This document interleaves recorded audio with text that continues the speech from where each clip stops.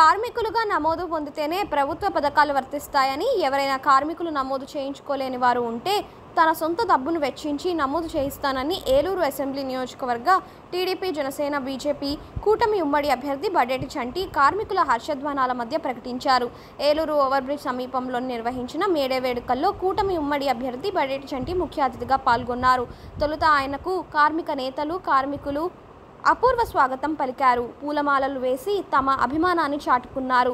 Cake cut చేసిన బడేటి చంటి కార్మికులందరికీ May Day శుభాకాంక్షలు తెలిపారు. అనంతరం పతాక ఆవిష్కరణ కార్యక్రమంలో పాల్గొన్నారు. అనుకోని విపత్తు వచ్చి వికలాంగుడైన ఓ కార్మికునికి నిత్యావసర సరుకులను పంపిణీ చేశారు. అనంతరం నిర్వహించిన సభలో బడేటి చంటి మాట్లాడుతూ ఏలూరులో ఈఎస్ఐ ఆసుపత్రిని పడకల ఆసుపత్రిగా తీర్చిదిద్దేందుకు కృషి చేస్తానని హామీ ఇచ్చారు. కూటమి అధినాయకత్వం కూడా మేనిఫెస్టోలో కార్మిక వర్గానికి పెద్దపీట వేసిందన్నారు. అన్ని కూడా ఎవరికైతే సభ్యత్వ రుసుము కట్టించిన తర్వాత ప్రతి ఒక్కరు కూడా ఏదైనా ఇబ్బంది జరిగితే అందులో నుంచి మరి కార్మికులు ఎవరో ఇబ్బంది పడకుండా ఉండడానికే అనేక సేవా కార్యక్రమాలు పెట్టారు.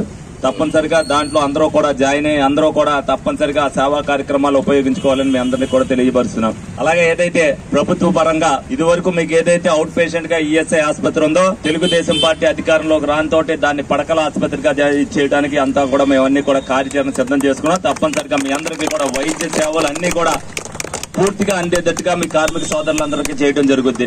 ఇన్సూరెన్స్ పునరుద్ధరించబడద్ది. మీ సంక్షేమ చర్చ నుంచి ఏదైతే మీకు రావాల్సినవో అన్ని కూడా రాబడతాయి. ఎవరో కూడా అశ్రద్ధ వహించొద్దు. కార్డులను ఎవరో కూడా చేసుకోకుండా ఉండొద్దు. అందరూ కూడా రెన్యూల్ చేసుకోండి. కొత్తగా ఉన్న వాళ్ళు కార్డును తీసుకోండి. ఎవరైనా అది కూడా కట్టలేని పరిస్థితిలో ఉంటే ఆ డబ్బులు నేను స్వయంగా కట్టి వాళ్ళందరికీ కూడా చేయడం అనేది జరుగుద్ది. మీరందరూ